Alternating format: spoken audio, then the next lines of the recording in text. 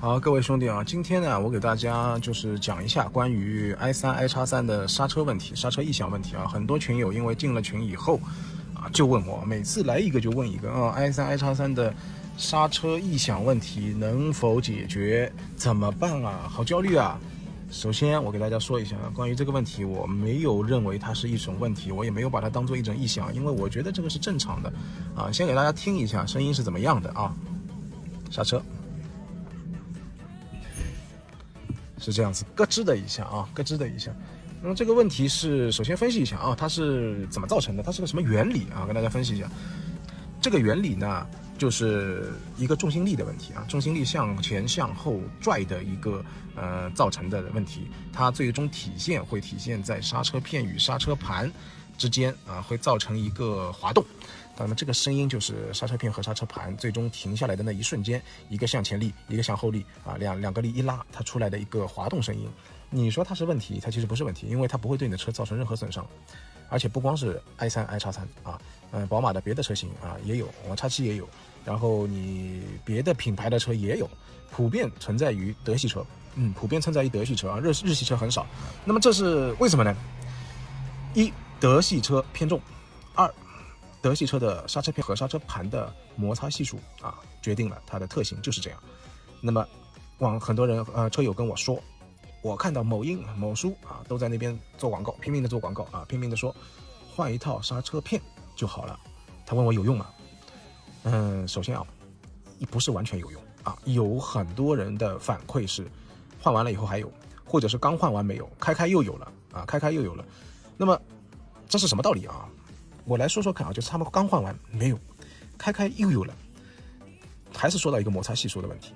你去网上搜一下刹车片的照片啊，你会发现刹车片啊，它是一个刚买来新的时候，它的头部是接触面比较小的，它两边有个斜坡，它是这样子的。你随着你使用，随着你的磨啊，把它磨下去以后呢，你刹车片的对刹车盘的接触面会越来越大。会有这么一个过程，大到一定的程度，这个声音又会出来，因为它的摩擦系数又回来了。那么由此也就明白了，各位为什么会有些人就解决了这个问题呢？我盲猜啊，那边厂家会跟你，那边改装店会告诉你，我们这个品牌的刹车皮就能解决这个问题。为什么呢？我们这个是日本进口的，各位明白了吧？为什么日系车没有？它的摩擦系数决定了啊，它就是偏软，所以它不会有这个声音。那你现在的做法就是把一辆德系车换了日系车的日系刹车片，把你自己的摩擦系数给拉下来了，让你的刹车变软了，那自然是没这个声音了啊。但是磨着啊，当刹车片对刹车盘的接触面越来越大的时候，摩擦系数恢复到一定的时候，这个声音又出来了，就是这么个情况。所以也就是换句话说，你的刹车异响被你解决以后，你的代价是牺牲了安全性换来的，明白了吧？你的摩擦系数变低了，所以没了这个声音。我非常不建议大家这么做，安全永远是第一位的啊！再说这不算什么问题啊，别的品牌也有，这有什么好纠结的呢？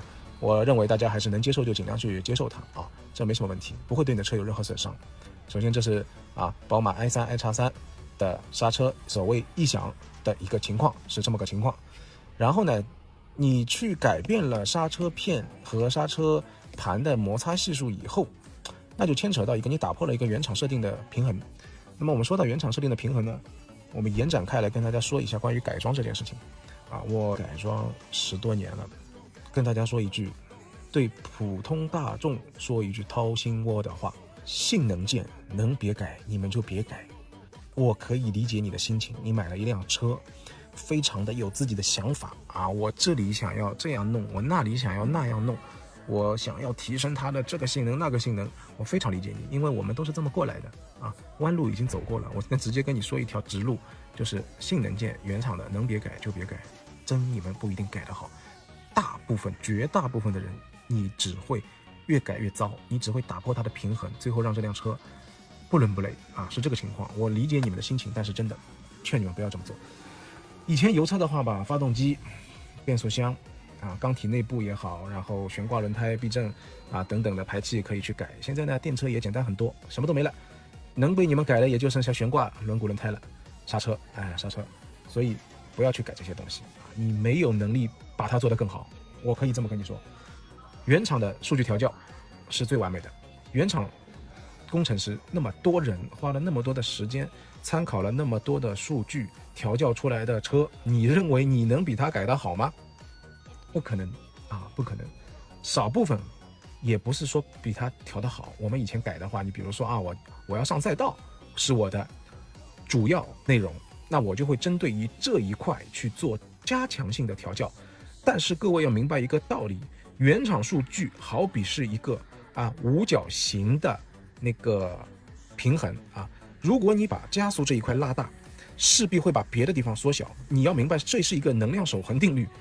改装车这就是这样子的啊，你不可能把这个东西完全扩大，这是不可能的啊。你能扩大的话，原厂早就去做了，还需要等你吗？比如说啊，我今天觉得刹车不行，我改刹车啊，6活塞上完以后，你会发现，刹车真棒，撞墙式刹车，点头变磕头了，怎么办？本来就点头严重，现在变磕头了啊，因为你刹车刹得狠嘛，那自然点头情况更严重，直接变磕头，怎么办？换悬挂，改悬挂，接着改，把悬挂支撑性改起来。好，支撑性改完以后，你会发现2个问题：一，哎呀，最近屁股有点疼，腰不行；第二，怎么刹车的时候轮胎在地面上有点滑呢？因为你刹车改完了，悬挂改完了，最后传递到路面上的时候就是吃在轮胎上啊，那么轮胎会觉得压力很大呀，你全部把压力放在我身上，我受不了呀，我要会打滑的呀，怎么办？接着改轮胎。所以这就是你打破一个平衡以后，你会发现这像个无底洞一样，改装就是个无底洞一样。你打破一个平衡以后，你一发不可收拾，你不改也得改，否则你就否定了你之前的做法啊！这就是一个赌徒心态嘛，我们经历过了，太清楚了。所以我劝大家，原厂的东西不要去改。比如说啊，你的轮毂，你觉得这个样子不好看，我随便你换什么样子啊，你只要是换正宗的轮毂啊，你不要换大新的，因为我们看了太多裂开的、断掉的在路上啊。你买好的轮毂，数据不变的情况下，样子你随便换啊，没问题，没人会说你这是好的 ，OK 的。轮胎啊，你觉得这个牌子不好，你换牌子，你换静音啊，你换什么都行啊，你去换没有问题，规格别变，原厂规格不要变，明白吧？你轮胎原厂规格变掉以后啊，很多 i3 的车主跟我说，我们 i3 的车底盘有点低啊，他首先说的是我要把气打足一点，能不能把底盘升起来一点？差点给我等笑了，认识你们真的是我的福气啊，兄弟们，不可能的啊，不可能的啊，这几乎几毫米的事情，1-2毫米的事情，这个忽略不计的啊。然后呢，稍微动点脑子，他跟我说，我要把轮胎改厚一点。会不会就起来了一点？那么首先第一个，你在其他数据不变的情况下，你光把轮胎加厚，首先你的码表就不对了啊，显示100码，你不是100码了，你就是100多码了，明白吧？你容易超速。2，你的里程就不准了啊，里程就跑不准了。第3，你把轮胎其他数据不变的情况下，光加厚加高，你有没有考虑过转向的时候会不会碰内衬啊？这我们都玩过了。那么还有一个问题就是，你们去网上搜一下这个轮胎计算器，你就知道怎么玩了。这个轮胎啊，改轮胎怎么改？你去搜一下轮胎计算器，你们就知道怎么玩了。改轮胎呢是这样的，它也是有一个守恒定律的啊。守恒定律是什么意思呢？你比如说，我想要把胎壁加厚，但是呢又不想改变原车的码表和里程计算的数据，能改吗？能改。怎么改？你就是把胎壁加厚，你在轮胎计算器上面会发现，你要保持数据不变的情况下，它会把胎宽减少。明白吧？你们很多人可能不明白这个轮胎上面的参数是什么意思啊？比如说啊，245/45 R18，首先 R18 大家都知道，18寸的，225啊是胎宽，你们也知道，45什么意思？人家会跟我说45是胎壁厚度45，其实不是这样子啊，45呢是胎壁的厚度占胎宽的45%，是这个意思。所以你会发现，如果你要把胎壁，比如说你45变50啊，245/45 R18的轮胎，你要把这45变成50，你在轮胎计算器上面不改变码表和里程的情况下，它会变成225/50 R18，它会把胎宽减小，补偿到胎壁上。那么你去换算一下，你就会发现，原来是245的胎宽的45%是厚度。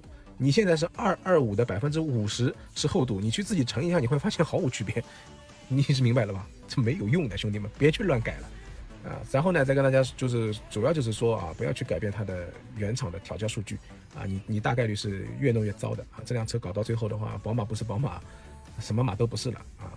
所以呢，还是最后跟大家强调一下啊，首先这个刹车异响不算什么问题啊，都有。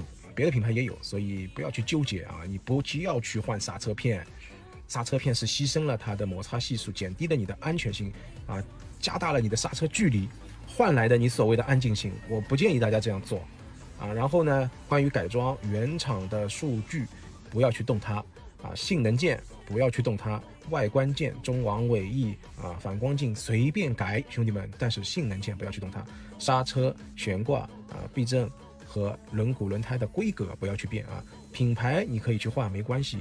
好，今天就说这么一个情况。